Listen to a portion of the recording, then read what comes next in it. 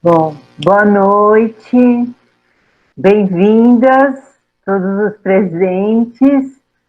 A gente está vendo que ainda falta chegar algumas pessoas, mas a gente pode já dando início, né? Porque já tem uma boa parte das presentes. Eu vou me apresentar primeiro. Eu sou professora Laura, da Exalc, professora do programa de licenciatura, aposentada, na verdade professora sênior, então ainda atuante, mas já numa outra fase da vida, né? Então eu estou aqui para receber vocês, desejar um bom sucesso, uma boa apresentação, agradecer a participação no evento, né? E dizer que eu estou muito satisfeita de estar aqui, podendo conhecer um pouquinho do trabalho de vocês. A ordem é essa que está no... Só vou conferir quem já está, né? A Fernanda Filgueiras está? Oi, boa noite. Boa noite, vai ser a primeira. Só vou chamar quem está para a gente se rever. Renata Arantes está? Boa noite, estou. Oba, ótimo. Isadora? Isadora não, né? Jobson? Ele não chegou ainda também. Paula Guiar? Tô aqui, é estranho, mas eu tô aqui, é ridículo. Então, Paula, você fica em terceiro, depois eles entram, tá? Você Não fica tem sendo a terceira a apresentar. A Fernando. O Fernando não chegou também ainda. E a Viviana. Viviana tá aí, né? Isso, deixa eu ouvir, Viviana. Então, gente, vocês sabem do procedimento? É 5 minutos para apresentar, então eu vou ligando aqui e vou meio que avisando, na medida da necessidade de... O Alex também me ajuda um pouquinho, né, Alex, nesse controle de tempo. Pode já.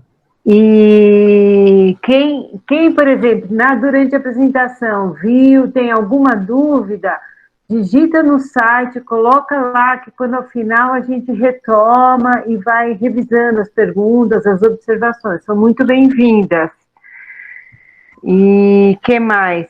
Qualquer dúvida vocês também podem colocar no chat ou deixar para o final. Ok? Então, pessoal, podemos dar início? Então, vamos começar com a Fernanda Filgueiras, que vai apresentar o trabalho Olhares Cruzados para uma Educação de Qualidade. Então, bem-vinda, Fernanda. Está com você. O restante pode desligar o som. Eu também vou desligar o áudio. Bom, boa noite a todos. Para mim é uma honra estar aqui dividindo esse espaço com todos vocês e poder compartilhar um pouquinho da minha prática pedagógica, né? E quem sabe aí inspirar outros colegas de profissão. Bem, eu vou compartilhar com vocês uma prática pedagógica minha que se deu em 2018 e envolveu duas realidades escolares distintas.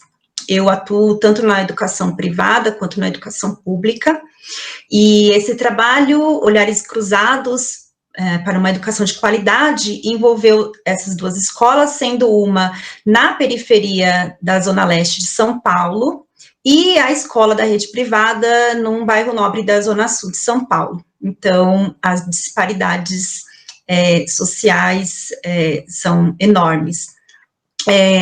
Esse trabalho, ele partiu de um trabalho maior da escola privada, na qual a gente estava estudando sobre os Objetivos de Desenvolvimento Sustentável da Agenda 2030 da ONU, e debatemos sobre qual, né, objetivo iríamos trabalhar, e eu sugeri, por que não, trabalhar com o objetivo 4, que é justamente sobre educação de qualidade. E aí a escola topou, e então a minha ideia foi justamente tentar aproximar esses dois mundos, né, que eu atuo como professora. E aí, o meu objetivo era justamente desconstruir estereótipos em torno da escola pública, né? E com isso, procurar fortalecê-la. E também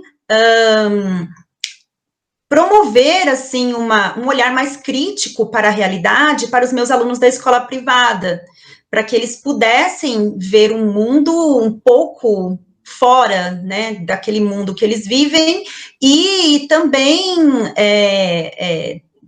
reconhecer, né, seus próprios privilégios nesse mundo. E importante também aqui salientar que essa escola que eu trabalho na rede privada é uma escola canadense. Então, a metodologia e a qualidade de ensino, que aqui é privada, lá no Canadá é pública e gratuita. Então, eu quis justamente entrecruzar a escola de qualidade, escola pública, mas que aqui, para você ter acesso a essa escola de qualidade, muitas vezes você precisa pagar, e pagar muito caro, diga-se de passagem. Então, essa foi a problemática que envolveu o trabalho. O trabalho, ele envolveu 30 alunos da escola privada, sendo que foram 2 turmas de 6º ano e uma turma de 7º ano, dá uma média de 10 alunos por turma, e uma turma com 30 alunos de 8º ano na escola pública. Então, no total, foram 60 alunos. O trabalho teve 6 etapas.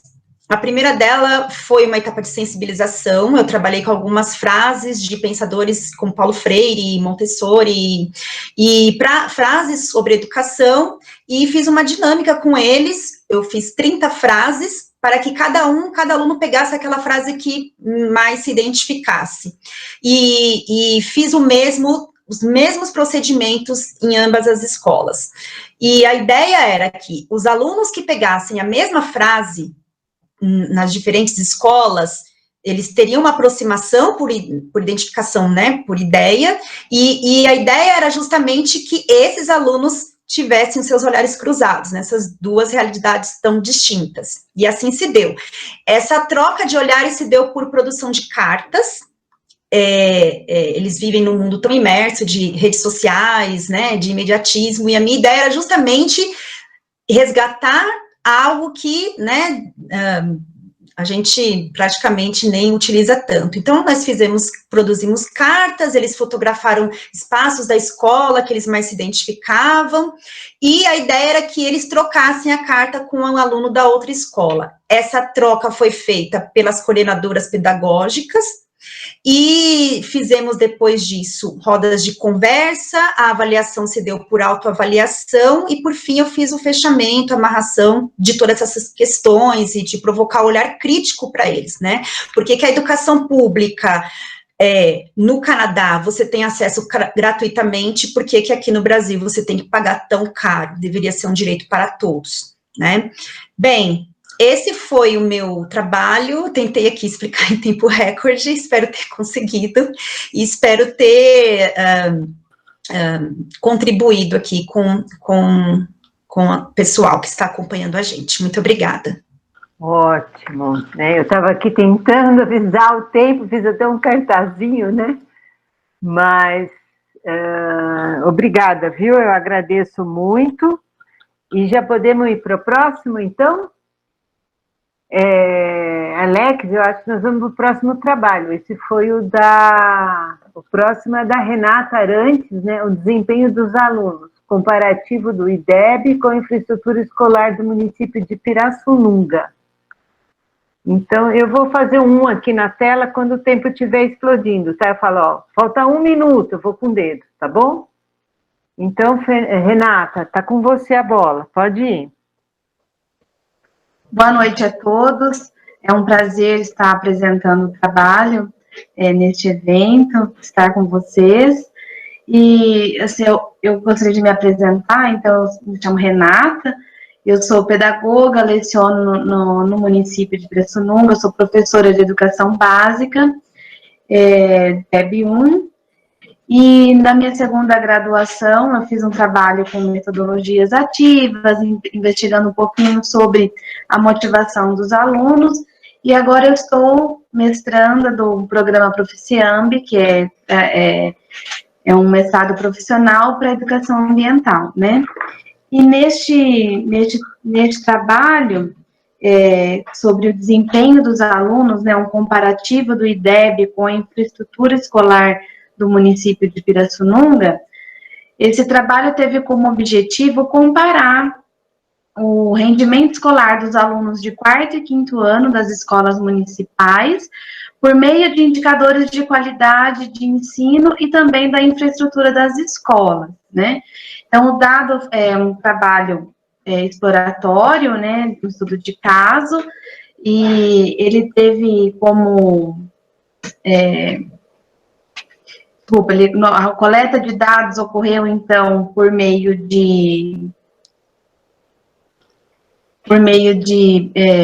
do site do INEP, onde se extraiu o IDEB, né, que é o Índice de Desenvolvimento de Educação Básica, e das 13 escolas observadas, foram selecionadas 4, 2 com os menores índices e 2 com os maiores índices. E para a questão da infraestrutura, nós fizemos consulta no site do CAEDU, onde levantamos questões das estruturas das escolas e onde também é fornecido outras informações também do censo escolar. Então, como resultado, né, fiz um levantamento, então, do índice destas escolas, nomeei como escolas A, B, C e D. As escolas A e B tiveram os menores índices, foi 5,6 e 5,7, respectivamente, e 7,4 as escolas C e D tiveram os maiores índices, comparados ao índice do município, que foi 6,4. Então, as literaturas apontam que observar o desempenho do aluno envolve vários fatores, mas a infraestrutura da escola é um fator também determinante, como a presença de ruídos, né, o arejamento das salas, um ambiente adequado, e com relação a essa infraestrutura, então, fizemos uma observação, né, na presença desses ambientes. Então, saber se tinha biblioteca, sala de leitura, laboratório de informática. E o que teve de diferente foi na escola C, que foi uma escola que teve uma nota mais elevada e havia a presença de uma sala de leitura. Todas as escolas, em todas elas, não tinham biblioteca. Apenas essa escola C com a presença da sala de leitura. E não podemos afirmar que isso seja um indicativo, né, de que tenha o aumento do IDEB, mas é algo que saiu diferente, né? Então, para concluir o trabalho, nós podemos entender que, assim, as próprias literaturas, como a Política Nacional de Alfabetização, traz a questão de trabalharmos com um incentivo de leitura. Então, para entender melhor toda essa dinâmica, seria necessário um trabalho em loco, né? E aí, para concluir, precisa-se debruçar mais trabalhos nessa direção. Então, esse foi esse trabalho que eu quis apresentar, e daqui para frente, no mestrado, nós buscamos também compreender mais a realidade do município para fazermos trabalhos nessa área. Muito obrigada, muito interessante, Renata. Pena que seja tão curto o nosso tempo, não tenha nem PowerPoint para nos situar, né? Eu fiquei um pouco perdida com relação, porque a gente quer passar tanta informação, né? Mas, mesmo assim, muito obrigada. Eu que agradeço. Agora nós vamos para o trabalho. A Isadora já chegou, gente? Eu vou tentar seguir a sequência para não me perder aqui. Isadora já está aí? Não. Então vamos para o próximo, Alex. O Jobson chegou? Ainda não também. Então, agora a Paula Paula, está aí desde cedo. Ótimo, Paula. Muito bem-vinda. Obrigada, viu? Sua vez, está com você a palavra, então. Muito obrigada. Boa noite a todos. Primeiramente, eu quero agradecer o carinho imenso que vocês tiveram em olhar os nossos projetos, em corrigi-los. E o outro carinho imenso e ainda maior que todos é ter interpretação em Libras aqui hoje. Eu explico por quê.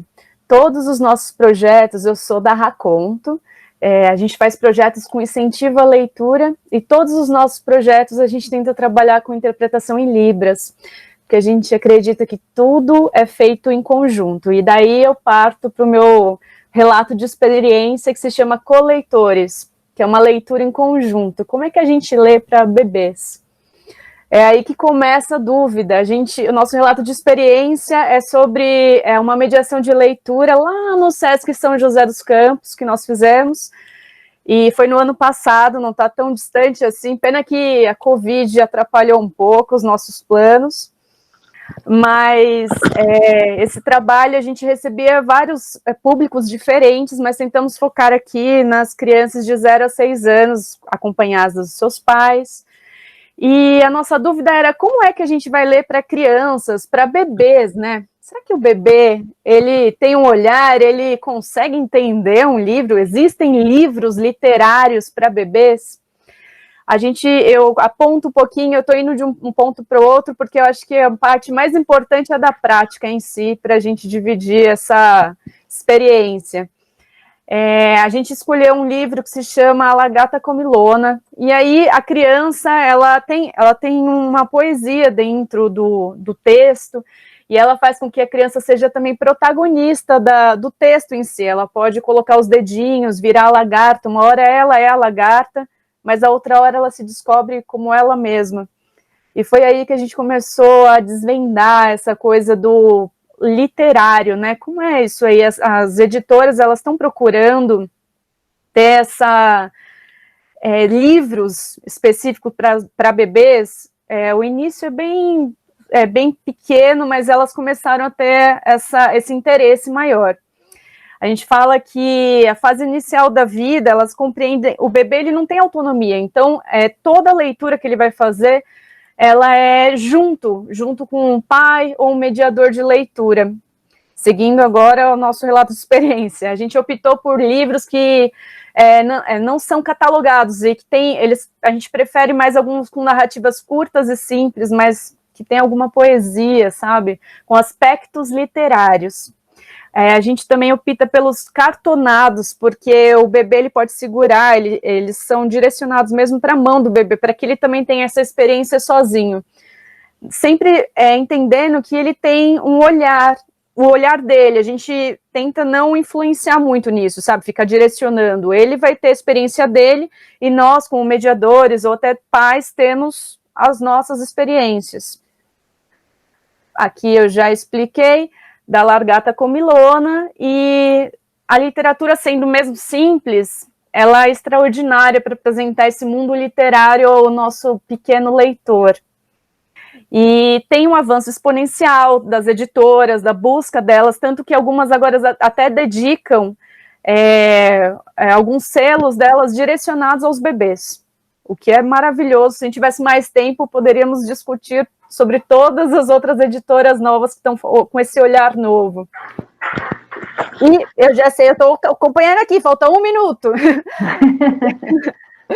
E a gente acredita que essa coisa do coleitor, ela tem uma fruição para ambos os lados, ambos aprendem, tem que ser uma postura flexível, tem que ter confiança, e mostrar que também a criança é capaz de escolher. A gente tem que dar o espaço para que ela também escolha. A nossa mediação de leitura, só finalizando, ela é um telhado de histórias, é um telhado mesmo, uma tenda, que tem alguns bolsos com os livros. Então, hora quem está de fora escolhe as crianças, e hora que está dentro também escolhe.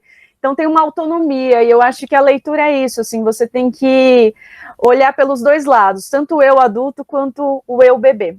Muito obrigada pelo espaço, dei uma resumida, mas agradeço. Não, Parabéns, muito obrigada. Muito interessante seu trabalho. A gente fica com vontade de saber mais, de conhecer, né? Ano que vem estaremos no Circuito Sesc, então todos estão convidados. Procurar Raconto, é só para vocês conhecerem pessoalmente, né? A experiência, e até vocês terem. A gente convida os adultos também para conhecerem. Meu tempo acabou. Pessoal, eu queria pedir desculpa a vocês. Eu vou tentar reiniciar a reunião, porque tem duas pessoas que estão tentando entrar na reunião e não está aparecendo a opção de eu aceitá-las na reunião. Eu vou reiniciar na expectativa de eu conseguir aceitar elas, tá? Eu peço mil desculpas a vocês. Tá tudo bem. Tá bom. A gente entra de novo, né, Alex? Isso. Tá bom. Então, no próximo? Isso. Deixa eu colocar aqui novamente, só um minuto. O próximo a apresentar, deixa eu consultar aqui também, tem que ser. É a Isadora, ela chegou? Ainda não? Então, Agora, chegou. Vamos deixar ela respirar um pouquinho para o próximo, para ela se familiarizar, está entrando. Tá. E para o Jobson. Jobson, você está pronto? O Jobson não entrou ainda. O Jobson não entrou. A Isadora acabou de entrar. Isadora, você está pronta para apresentar?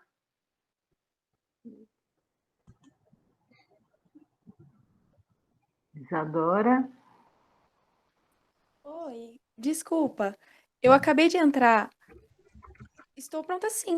Tá, 5 minutos para apresentar e aí a gente vai te acompanhar, então, para recuperar a ordem que a gente estava seguindo. Tá Pode certo. ser, então? Pode ser. Uhum. Você ficando atento aos 5 minutos. Então, tá bom. Tá com você. Boa apresentação. Obrigada.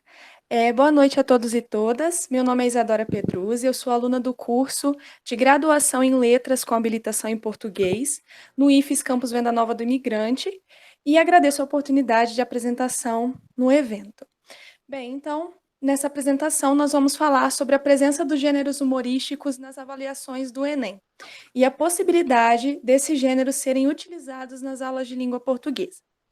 Então, lembrando que esse estudo é fruto da minha iniciação científica, tendo como orientadora a professora doutora Karine Silveira, e agradecemos ao IFES, que nos proporcionou o financiamento necessário para que essa pesquisa fosse realizada. Então, os gêneros humorísticos, eles atraem a curiosidade do público jovem, uma vez que fazem parte, das redes sociais de uso diário, são lidos, compartilhados por eles diariamente e até mesmo produzidos. Então, tais textos lidos exercem forte influência na formação de opinião do indivíduo, mesmo que de maneira inconsciente. Por isso, sua utilização em sala de aula é de fundamental importância, a fim de desenvolver a habilidade de leitura crítica e reflexiva dos estudantes. Assim, nós analisamos a presença dos gêneros humorísticos nas provas do Enem, aplicada nos últimos 10 anos, de 2009 a 2019, verificando a quantidade de textos de humor utilizados como suporte de questões nas 4 áreas de conhecimento, bem como a forma com que eles foram abordados. Os dados recolhidos eles foram analisados qualitativamente, tendo como base um referencial teórico composto por outros pesquisadores que também estudam a área de humor e ensino, como Pocente e Ramos, por exemplo. Os resultados eles foram divididos em 2 linhas de observação. A primeira, que foram dar atenção aos gêneros humorísticos encontrados, e o segundo, que foi elencar a forma com que os textos foram abordados pelas questões. Assim, na primeira linha de observação, nós separamos em gêneros os textos encontrados estritamente e eventualmente humorísticos, seguindo a linha de classificação proposta por Carmeline Ramos, 2018. Os gêneros estritamente humorísticos seriam aqueles que nasceram, entre aspas, em sua essência, para serem do humor, para serem humorísticos, como as piadas, cartoons, charges, e já os eventualmente humorísticos são aqueles que, em determinadas situações, são humorísticos, mas não necessariamente sempre. Então, por exemplo, músicas, poemas, crônicas e etc. Assim, nós encontramos 8 tipos diferentes de gêneros estritamente humorísticos, sendo charge, tira, cartoon, caricatura, piada, história em quadrinho de teor cômico, humor gráfico e anedota. E já quanto aos gêneros eventualmente humorísticos, nós encontramos 9: poema, crônica, letra de música, campanha publicitária, dramático, notícia, conto, bilhete e anúncio. No total, nós registramos 91 questões que utilizavam o texto de humor como base para sua formulação. Já na segunda linha de observação dos dados recolhidos, nós delimitamos meios de classificação para entender as formas com que os textos foram abordados nas questões. Então, assim, nós encontramos 3 formas desses textos serem trabalhados, sendo elas, a primeira, questões que necessariamente dependiam do texto humorístico para se chegar à resposta.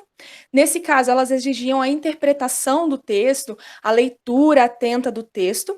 No segundo caso, questões que solicitavam a identificação da produção do humor, então elas também exigiam uma leitura atenta, mas trabalhavam especificamente com o humor, a produção do humor, a construção do humor. E, em terceiro lugar, questões que utilizavam o texto como pretexto. E aí, nesse caso, não tinham maiores aprofundamentos, né? O texto ali, ele apenas introduzia o tema. Então, concluindo, como identificado nas análises desenvolvidas nessa pesquisa, a ocorrência de gêneros humorísticos na prova do Enem é considerável, e tais textos são abordados das mais variadas maneiras. Dessa forma, nós reafirmamos a importância do contato dos alunos com gêneros humorísticos, visto que se deparam com eles não apenas na vivência pessoal, como nas redes sociais, por exemplo, mas também em provas externas, como o Enem, necessitando, portanto, estarem preparados para a leitura desse tipo específico de texto. Muito obrigada. Muito bom. Muito obrigada, Isadora. Muito interessante seu trabalho. Eu que agradeço. É muito rápido, a gente sente falta de um visual para acompanhar, né? Mas vamos indo. Visual mais esquemático, eu acho que né, teria sido bom ter sido incluído, né, no evento. Então vamos para o próximo,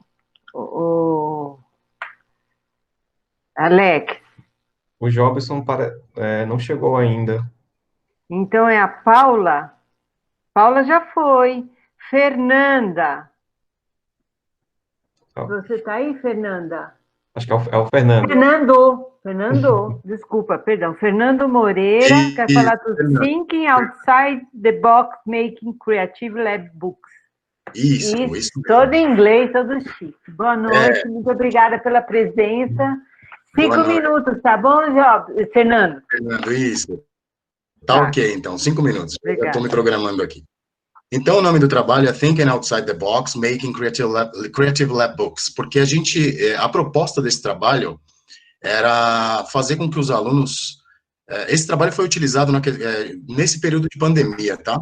Então, é importante ressaltar... Vocês estão me vendo aí, gente? Dá para me ver? Já, pode deixar assim, viu? Melhor para a gente ver. Eu abri aqui a câmera. Então, eu pensei nesse trabalho para fazer com que os alunos tivessem... para trabalhar a autonomia dos alunos, né? O protagonismo neles no desenvolvimento de um trabalho completamente autoral. Então, eles...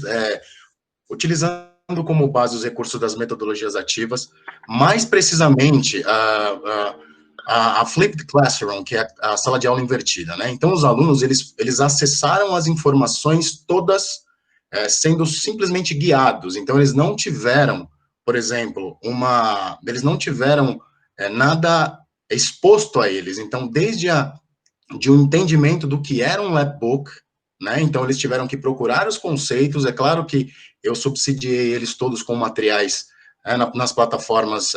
Eu utilizei o Google Classroom para isso, né? Dando subsídios para que eles conseguissem acessar as informações. Então, eles tiveram esse processo autoral desde da descoberta do que era um labbook, e a partir daí começaram a criar, a desenvolver, entendendo o que era e produzindo. Então, esse processo, como foi autoral? Labbooks são são os livros produzidos com informações, né? Então, o intuito era que eles fizessem a versão de textos em português para a língua inglesa, né? Guiados, norteados por uma proposta que era Por isso que o trabalho chama Thinking Outside the Box, eles precisavam pensar em alguém que fez alguma coisa que transformou a nossa vida de certa forma, né? Então, muitos trouxeram vários nomes conhecidos, e aí eles tinham que fazer uma curadoria, tinham que ter um trabalho crítico de busca de informações relevantes, e ao final de todo o processo, eles precisavam fazer a versão dos textos em português para textos em inglês. Então, assim, sempre norteado pelas palavras-chave, protagonismo, metodologias ativas e com o objetivo de ensinar inglês para os alunos, eles fizeram esse processo totalmente autoral, né? Foram descobrindo etapa por etapa, e ao final, eles autonomamente também transformaram os textos que eles haviam coletado, procurado, buscado para a língua inglesa e produziram os trabalhos. O que eu consegui sentir com esse trabalho é que quando os alunos são desafiados e eles têm uma participação efetiva no trabalho, eles dão mais valor e se empenham mais, porque eles sabem que o processo todo depende deles. Então, foi uma experiência bem interessante, porque os alunos, eles se sentiam, eles ficavam curiosos pelo processo. Então, o que é um Lapbook? Muitos não tinham nem ouvido falar, não tinham a menor ideia do que era. Então, eles foram buscar e me traziam as respostas, eles me traziam as respostas, né? Então, a partir daí, a gente ia montando todo um esquema para que eles pudessem, em cada etapa do processo, trabalhar essa autonomia e essa busca. Eu consegui sentir que eles, como o processo dependia 100% do empenho deles, então, eles tinham essa possibilidade de se sentirem desafiados e tentarem fazer algo relevante para que fosse mostrado para todos os colegas. Ao final, os trabalhos foram expostos, né? Nós fotografamos, fizemos vídeos e colocamos nas plataformas também. Os outros alunos tiveram contato com o trabalho um do outro, os trabalhos uns dos outros, e aí, a partir daí, teve uma última discussão, e o pessoal comentou um trabalho um do outro. Então, a intenção desse trabalho é mostrar que essa autonomia e o protagonismo do aluno é super relevante, né, para a gente alcançar os nossos objetivos. É isso, muito obrigado. Nossa, parabéns, apresentou muito bem, muito interessante o trabalho. A gente vê que você é animado, que você acredita no trabalho, que você curtiu, que você gostou, você transmitiu isso, muito bacana. Parabéns, viu, Fernando? Muito obrigado, eu que agradeço. Imagine. Viu, gente? Vão anotando. Quem tem alguma dúvida, vai pondo no chat, para depois a gente ver se dá para conversar um pouquinho. Agora, a próxima seria a Viviana Freitas. O contato com a literatura em tempos de pandemia. Relato de experiência. Boa noite a todos. Boa noite. Meu nome é Viviana.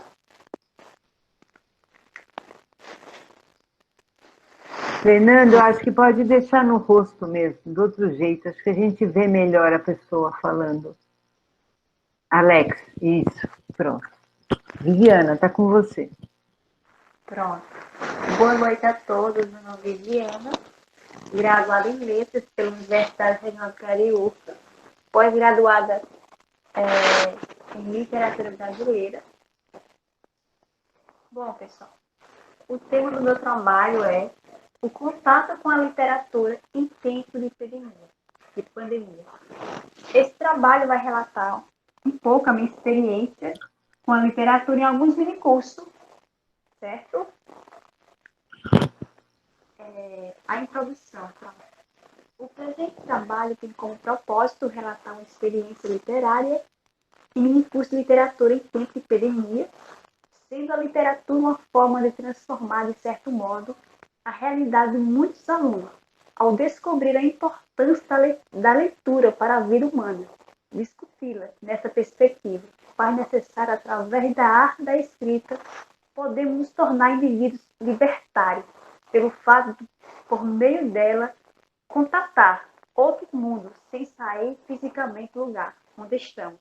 Nesse sentido, possamos adentrar no mundo literário, com a liberdade de abordar diversos problemas sociais que permeiam a vida. Bom, a literatura, ela, de acordo com Antônio Cândido, ela tem o poder de nos tornar pessoas melhores, porque a arte da escrita, ela nos possibilita discutir os problemas que perfis da sociedade, certo? A ideia desse estudo surgiu a partir da participação em alguns minicursos, cuja temática principal foi a literatura. Tais minicursos foram ofertados pela Universidade Regional do Cariri-Urca, certo? Pelo Departamento de Língua e Literatura, curso de licenciatura em Letras, campus Missão Velha. A metodologia adotada aqui para a pesquisa biográfica, um relato de experiência, tudo isso baseado nos estudos de Carvalhal, em 1886, Brum, Rey, Fonseca, Maurício Brechó, entre outros. Bom, pessoal, vou tentar fazer um recorte do minicurso. A minha experiência durante essa epidemia, eu tive contato com algumas disciplinas que não cursei, que eu terminei recentemente, no caso, a literatura comparada, a contemporânea, ela não são ofertadas no curso de letras.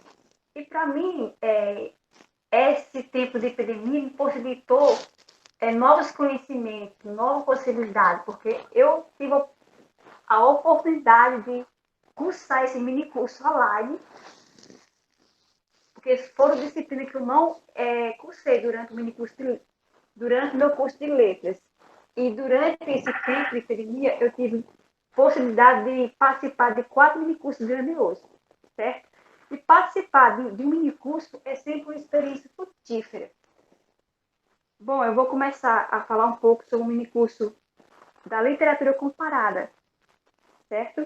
Em que, sendo de acordo com Carvalhal, Tânia Franco, a literatura comparada, ela possibilita a convergência ou a divergência entre as obras de repercussão em diversos âmbitos, como mundial. Por exemplo, é necessário entender a organização de relato histórico com articuladores, considerando um pré-requisito para a comparação. A obra de Coutinho, o autor remete à literatura comparada com a seguinte palavra: o estudo sobre definições sintetiza as discussões iniciadas no texto procedente.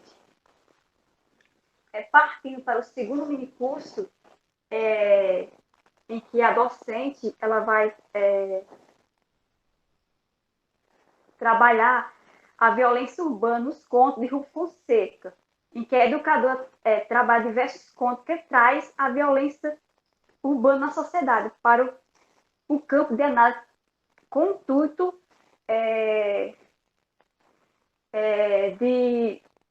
em que no final ela pede para nós fazer uma resenha. E o conto que eu escolho é o Passeio Noturno, em que relata a história de um homem bem-sucedido que comandava todos o capital dos seus familiares. E nesse conto nós podemos, como a literatura, como eu disse a vocês, de acordo com Rubem Fonseca, ela tem o poder de nos tornar pessoas melhores. Nesse conto nós podemos perceber que esse personagem ele tentava, como posso dizer, tirar a vida de pessoa inocente, certo? Atropelando pessoas inocentes como diversões. E isso nós podemos retratar a ditadura, em que as pessoas faziam muito isso. Já no terceiro minicurso, eu tive o contato com a linha que eu aprecio muito, que é o cano literário, em que a docente trabalhou a autoria feminina, em que explanou autores que ficaram praticamente esquecidas, certo? Como Gília Lopes, Francisca Júlia, Maria Firmina, Djamila, entre outros, que foram capazes de escrever textos maravilhosos. Já no quarto minicurso, a educadora retratou a importância da obra da Confissão de Lúcio, em Portugal, em que nessa obra vai retratar o padrão romântico, em que nessa época inovou o estilo em prosa e poética, a maneira de um romance policial envolvendo a temática homoafetividade. E nessa obra nós podemos, a docente trouxe a concepção de literatura de acordo com Maurício Brenshaw, em que retrata o espaço literário, em que ele diz: é preciso negar o real para construir a realidade fictícia, em que a experiência poética nos retira do mundo e nos coloca novamente nele, porém com signo comodez nos possibilita vivenciar uma outra versão do mundo. E nessa obra nós podemos... uma coisa que Já passou 2 minutos, viu, Viviana? Mas a gente vai esperar você terminar, porque a gente tem um tempinho aqui, mas só para você...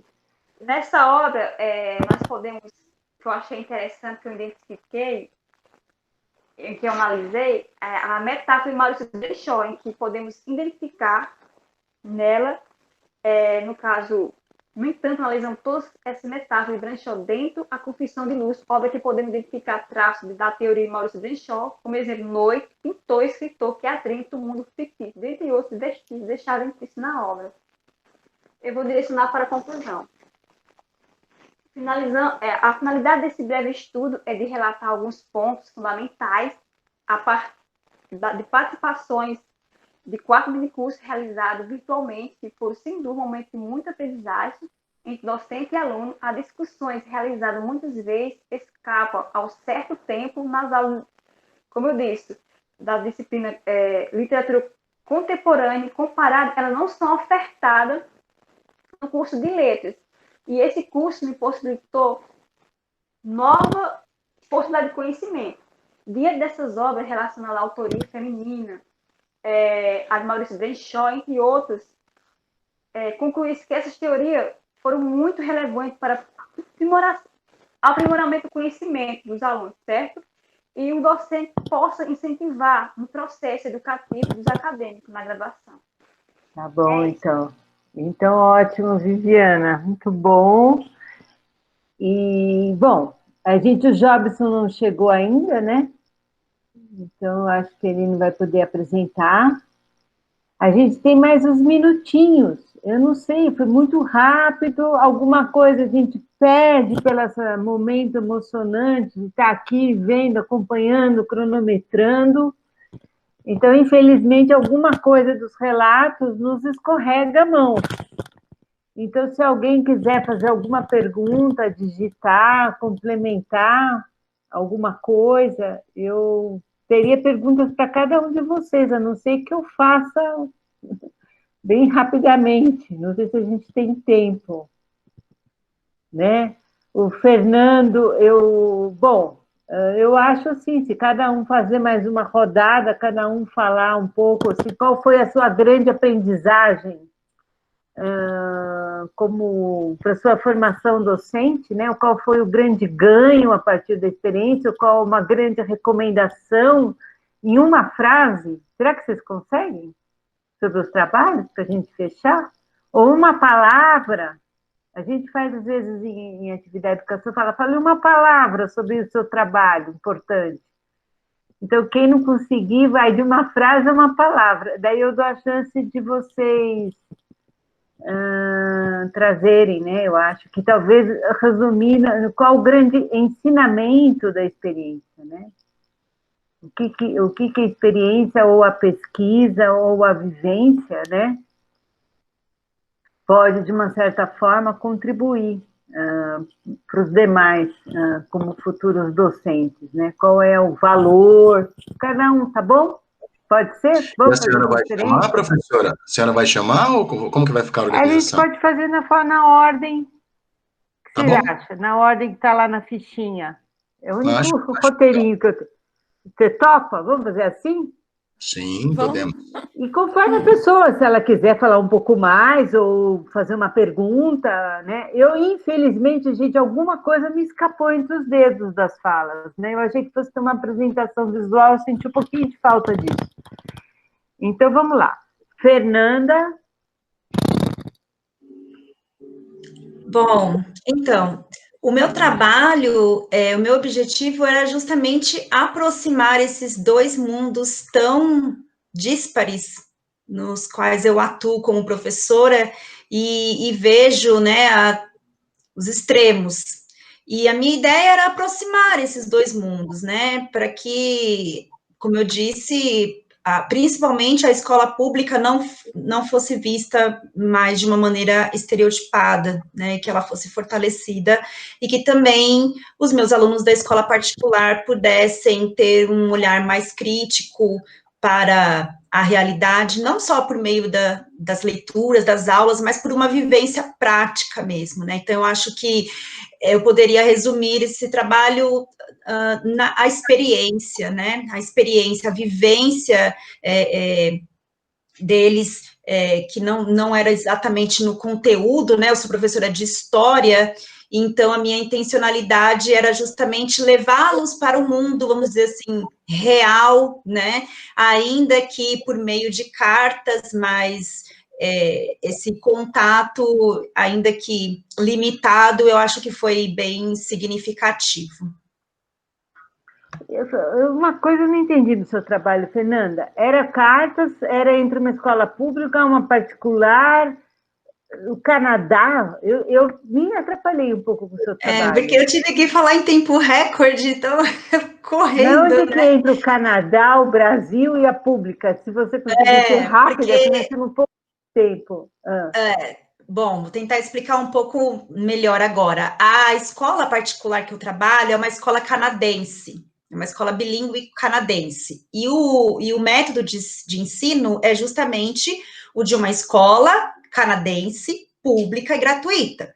Então, a qualidade da educação que os meus alunos da escola particular têm aqui é a qualidade que os alunos no Canadá têm, mas de forma pública e gratuita. Entendi. Aqui é pago e muito bem pago. Então, como eu estava trabalhando com o quarto objetivo de desenvolvimento sustentável da ONU, que é justamente educação de qualidade, eu quis chamar a atenção deles para isso, né? Porque que lá no Canadá é um direito o acesso à educação, mas uma educação de qualidade, de alto nível, e aqui a gente ainda está, né, patinando nessa questão. E também mostrar para os meus alunos da escola pública que é um direito deles e que eles precisam exigir esse direito, né, se apropriar desse direito. Então, esse foi o meu objetivo, minha intencionalidade em torno desse trabalho. Bacana, Fernanda, deu para entender um pouquinho melhor. Renata, nós temos um pouquinho de tempo, vai. Um minutinho para cada um, vai. Só queria deixar que a mensagem do que ficou deste trabalho é de observar como os espaços de leitura ainda são privados em algumas escolas, né? E vai muito de encontro ao trabalho da Paula, né, que fala sobre a leitura. E quanto que a literatura ainda aponta isso, dessa necessidade. Embora tenha sido um trabalho levantado de bases de dados, né, então, da necessidade de aprofundar ainda esse trabalho, né. Mas é isso.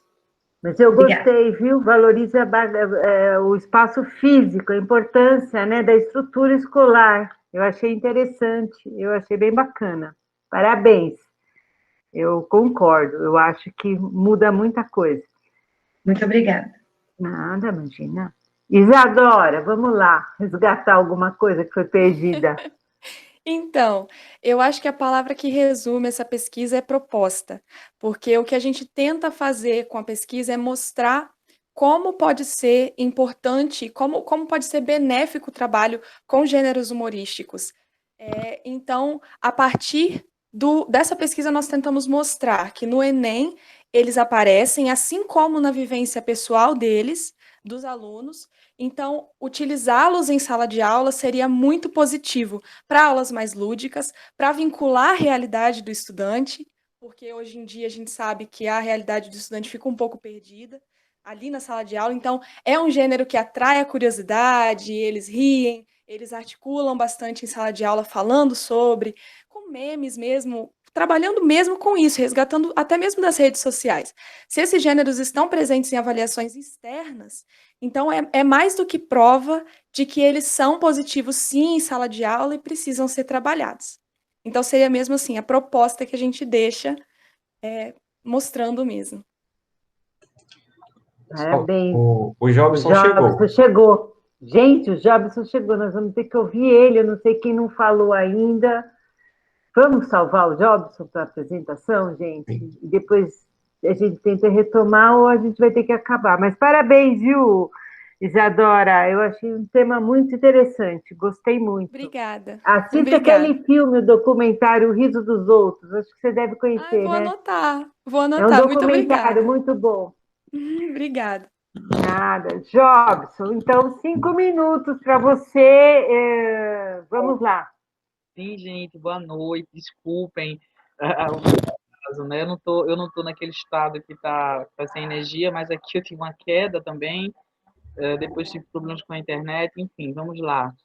O meu trabalho, né? Ele narra um relato de experiência. Então ele narra um ciclo de formação para professores e professoras, né, de língua portuguesa, ocorrido recentemente no município de Vicência, aqui no estado de Pernambuco, né, na zona da Mata Norte. O objetivo desse ciclo de formação foi promover discussões sobre ensino de língua portuguesa, né, ensino de língua materna, no município de Vicência, que se caracteriza por ser um município, principalmente, com uma certa conexão com o meio rural, né, já que o município, praticamente, todas as escolas do município estão inseridas em comunidades, em distritos, né, afastados do centro urbano. Dentro dessas discussões que aconteceram de forma remota, né, em virtude da pandemia, então também foi uma nova modalidade, né, uma nova perspectiva para as formações de língua enfim, para as formações. Aconteceram em 5 debates, né, em 5 semanas de discussões virtualmente. Cada discussão tentou contemplar um eixo temático diferente do nosso currículo aqui, do currículo de Pernambuco. Então, discutimos ensino de literatura, né, informação do leitor literário, discutimos ensino de língua na perspectiva da leitura, produção, interpretação de texto, né, discutimos ensino de gramática reflexiva, discutimos também estratégias argumentativas, de escrita, enfim. Por fim, entendemos que esse processo formativo foi necessário e relevante, principalmente para a gente atualizar as discussões acerca do ensino nesse novo contexto de ensino remoto, né? Já que durante todo o ano letivo, devido à paralisação, devido à pandemia, né? As nossas formações, elas praticamente não ocorreram mais, né? Então, esse ciclo de formação no município foi a retomada, representou a retomada dessa formação continuada para todos os professores e professoras de língua do município. Então, foi um momento realmente bastante relevante, né, para quem acha que os professores não estavam estudando, não estavam se atualizando, né, adquirindo novos conhecimentos, pelo menos por parte da rede municipal, por parte do incentivo, né, da rede pública. Claro que a gente fala do processo de formação continuada individual de cada um, de cada profissional, mas a rede pública precisa proporcionar esses momentos, né? E então foram momentos bastante proveitosos. Esse ciclo contou com os 5 momentos, contou também com a organização de um evento acadêmico, né? Em que os professores podiam apresentar seus relatos. E eu fui o professor formador, eu fecho esse ciclo com a participação nesse evento, né, com o compartilhamento com a comunidade acadêmica do ciclo, dos conhecimentos compartilhados, e com a posterior publicação de material, né, de registro, de um relato de tudo o que aconteceu. Então, foi bem legal o planejamento até a publicação do material. Então, é isso, gente. No comecinho eu esqueci de me apresentar, desculpem que eu cheguei tão assim, né? Eu sou o Jobson, sou do município de Nazaré da Mata, mas atuo na rede municipal de Vicência, que é um município aqui do lado, no interior do estado de Pernambuco, na Mata Norte, sou linguista, especialista em metodologia do ensino de português, né, de língua materna, e vinculado ao programa de educação, Estudo Censo, aqui em Nazaré da Mata. É isso, obrigado, gente.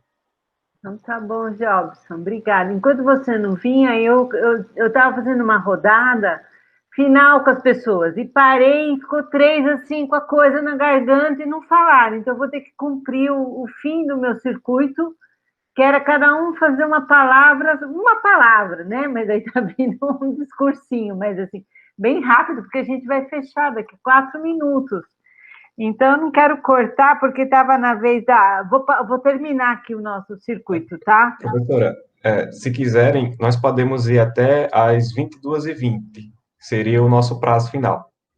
Não, vamos só mais um pouquinho, porque já está tarde, mas obrigada, Alex. A gente também não precisa ficar desesperado, né? Então, vamos deixar a Paula falar, porque vai ser muito rápido, a gente não consegue captar o que as pessoas estão falando. Então, a gente está fazendo um repasse para dar um feedback, ou ouvir um pouquinho. Então, a Paula, quer falar? Claro. Eu termino o meu relato de experiência dizendo que toda a experiência de leitura, ela parte do afeto. É o afeto que une, é o afeto que chama a nossa atenção para algum livro, e é através desse olhar do afeto que a gente consegue chamar os novos leitores. E eu dedico esse dia, toda a minha experiência de leitura, a minha primeira mediadora de leitura, ela morreu hoje, a minha avó, e eu dedico todo o meu trabalho a ela. Muito obrigada. Ai, meus sentimentos, pelo amor de Deus, um abraço, sinta-se abraçada por nós. Você apresentou lindamente, com certeza foi uma linda homenagem para ela. Linda. Não tinha como ser diferente, né? Quando a gente conhece a nossa primeira mediadora, e, enfim, esse trabalho está sendo apresentado agora de uma forma um pouquinho mais acadêmica, a gente fica emotivo, mas é aquela coisa, né? O afeto que faz a gente continuar e ele faz a gente se aproximar da leitura cada vez mais. Que esse amor te mantenha forte no seu trabalho, porque você realmente põe um amor no que você faz, a gente sente, e é um trabalho lindo, viu? Muito bonito mesmo. Você faz a gente ter vontade de ler. Que bom, esse é o meu trabalho, gente. Se não, tá vendo? Não conseguisse. Mas obrigada de verdade, viu, gente? Obrigada por tudo. Imagina. Não sei se alguém quer dizer alguma coisa para ela. Vou dizer pelo menos um abraço, né? Vou passar para o Fernando, então. Depois eu abro, assim, para a gente se despedir. Fernando. Estou aqui, professora, estou aqui. Então, eu acho que na minha proposta, a palavra mais importante é autonomia, né? Autonomia e protagonismo. Eu acho que são as duas palavras que mostram em síntese o que eu busquei. E só para completar, não vou me estender muito por conta do tempo, mas assim, eu acho que quanto mais possibilidades, voz a gente dá para os alunos, responsabilidade, mais eles nos mostram que eles são capazes. Então, eu acho que essas duas palavrinhas, autonomia e protagonismo, acho que elas nortearam aí essa minha prática, pelo menos nessa atividade, e eu acho que foi algo que me fez aprender que eles precisam disso, eles têm potencial, basta a gente acreditar. E você transmite isso, com certeza. Eu acho que você, ouvindo você falar, você motiva. A gente vê você contando, parece que você consegue desafiar. Eu senti isso na sua fala. Que bom, professora. Eu tenho certeza. Eu imagino que o teu trabalho tenha sido muito bonito mesmo. Eu gostei muito do resultado. Parabéns. Obrigado. Viviana, você vai aparecer ou você vai ficar falando só de figurinha? A gente quer te ver. Foi embora. Acho que ela estava com dificuldade de acesso, né? Tá aí, Viviana? Que não, né? Então, o Jobson, a gente está só falando assim, uma palavra final, resumindo, dizendo a essência aí da sua apresentação, um recado geral. Quer dar? Sim, eu quero sim. Olha, eu resumo a minha proposta, né, de discussão aqui com a palavra resistência, né? Resistência para a formação de professores nesse momento de isolamento, né, de afastamento, a gente continua aqui ativo estudando. Nossa, complementou bem, bonito, bem legal. Então, eu acho que foi rico esse retorno. Se alguém quiser falar mais alguma coisa um para o outro, vamos dar 2 minutos aí, não sei.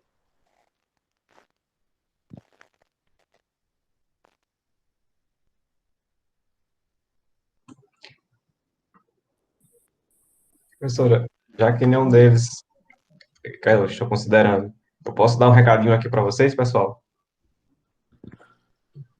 Compartilhar aqui com vocês. É só uns avisos gerais sobre o evento, né? Os certificados serão enviados para vocês por e-mail até o final de dezembro desse ano.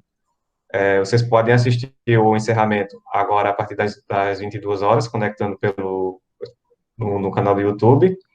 Os trabalhos avaliados como destaque serão anunciados na transmissão de encerramento, às 22 horas também. E o livro de resumo será publicado no site do evento até o final de janeiro do ano que vem. Pode compartilhar. Então, tem uma programação agora às 10. Então, é melhor a gente encerrar, gente. Agradeço muito a apresentação de todos, meus parabéns pelos trabalhos, todos os professores são sempre os lutadores e merecem só um abraço mesmo e uma boa continuidade do trabalho, tá bom? Então, sucesso aí, tá bom? Grande abraço. Obrigada novamente, pela nossa tradutora de Libras presente, firme aí com as mãozinhas. Obrigado, Ju. Que ela ficou atenta a todo mundo. Valeu, Muito obrigado, gente. Juliana. Muito bom. Tchau, pessoal. Obrigado, viu? Imagina, E, novamente, tchau. eu peço desculpa a todos vocês pelo problema técnico que nós tivemos na entrada da sala. Mas deu certo. Deu certo no final. Espera. Tá bom, então. Tchau. Tchau, pessoal. Boa noite para vocês. Boa noite.